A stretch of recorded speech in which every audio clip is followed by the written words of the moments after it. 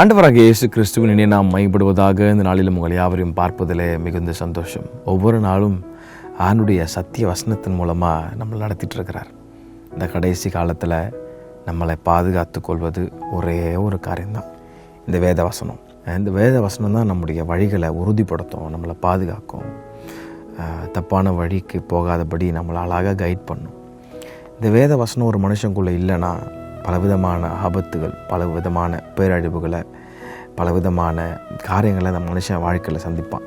சமாதானம் இருக்காது, நிம்மதி இருக்காது, போராட்டத்துக்கு மேலே போராட்டம். ஆனால் ஒரு மனுஷனுடைய வாழ்க்கையில் ஆண்டுடைய வசனம் மட்டும் இருந்துச்சுன்னு வச்சுங்களேன், அவை பேர்பட்ட இடத்துக்கு போனாலும், அதாவது தாவீது சொல்கிறார், நான் மரண இருளின் பள்ளத்தாக்கில் நடந்தாலும் உடைய கோலும் அது தடியும் என்னை தேற்றும். அப்போது ஒரு மனுஷனுடைய வாழ்க்கையில் ஆண்டுடைய வார்த்தை ரொம்ப ரொம்ப முக்கியங்க. டைம் எடுத்து இதுக்கு உட்காந்து வாசிங்க, இதை ப்ராக்டிஸ் பண்ண கிருபை தாங்க ஆண்டவரேன்னு கேளுங்க. இந்த காலவேளையில் ஒரு ப்ராக்டிக்கல் மெசேஜ் ஆண்டவர் சொல்லித்தர விரும்புகிறார். என்னோடு கூட சேர்ந்து ரோமன்ஸ் சாப்டர் 13, ரோமருக்கு எழுதின நிருபம் 13ஆம் அதிகாரம் 13ஆம் வசனம். ரோமன்ஸ் 13 ஞாபகம் வச்சுக்கோங்க. நான் வாசிக்கிறேன். களியாட்டும் வெறியும் வேசித்தனமும் காம விகாரமும் வாக்குவாதமும் பொறாமையும் உள்ளவர்களாய் நடவாமல் பகலிலே நடக்கிறவர்களைப் போல சீராய் நடக்க கடவோம் அப்படின்னு ரொம்ப சிம்பிளான ஒரு சப்ஜெக்டை அப்போஸ்தலனாகிய பவுல் இங்கே சொல்லித்தராரு. என்னென்ன சொல்கிறாரு? களியாட்டும் வெறியும் வேசித்தனமும் காம விகாரம் வாக்குவாதம் பொறாமை இதெல்லாம் உனக்குள்ளே இல்லாமல் வெளிச்சத்தில் நடக்கிற பிள்ளைகளை போல சீராக நடந்து போ.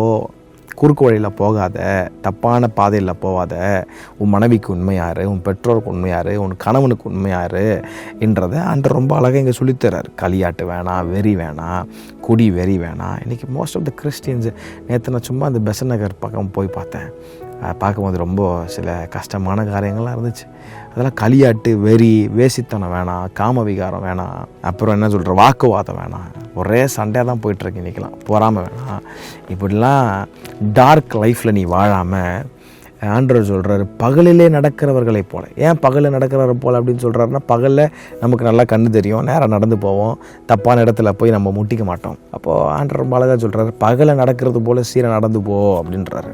நான் உனக்கு போதித்து உண்மையில் கண்ணை வைத்து உனக்கு ஆலோசனை தருவேன்னு ஆண்டவர் சொன்னார். அப்போது ஆண்டவர்கிட்ட கேட்க போகிறேன், ஆண்டவரே நான் பகலில் நடக்கிற பிள்ளையை போல் சீராக நடந்து போக எனக்கு கிருபைதாங்க ஆண்டவரேன்னு கேட்கும்போது ஆவியானவர் உங்களுக்கு ஹெல்ப் பண்ணுவார். ஆமாம், அதனால் ஒரு நாளும் ஐயோ நான் என் பலத்தால் முடியும் அப்படி அப்படின்னு ஒரு நாள் உங்கள் பலத்தில் சார்ந்திருக்காமல் ஹோலி ஸ்பிரிட் கிட்ட உங்களை ஒப்பு கொடுத்துட்டிங்கன்னா அவருடைய பலத்தில் உங்களை கண்ட்ரோல் பண்ணி நடத்துவார். அது உங்கள் வாழ்க்கைக்கு ரொம்ப ஆசீர்வாதமாக இருக்கும். இந்த ப்ராக்டிக்கல் லெசனை ஃபாலோ பண்ணுங்கள். ஆண்டவரோட கூட வந்து உங்களை அற்புதமாக நடத்துவார். கர்த்தர் தாமே உங்களை யாரையும் ஆசீர்வதிப்பாராக. ஆமென்.